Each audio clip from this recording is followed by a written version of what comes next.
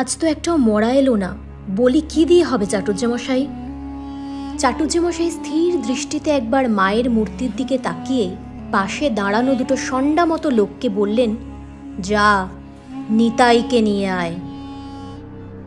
খুব সন্তর্পণে 9 বছরের ঘুমন্ত নিতাইকে তার মায়ের পাশ থেকে তুলে নিল লোক দুটো। অমাবস্যার নিকষ অন্ধকার যেন মায়ের কালো দেহ থেকে চুঁইয়ে চুঁইয়ে পড়ছে, আর নিচে শুয়ে ঘি আর সিঁদুর মাখা নিতাই। চাটুজ্যেমশাই, নিতাই আপনার একমাত্র ছেলে, এই কাজ আপনি করবেন না।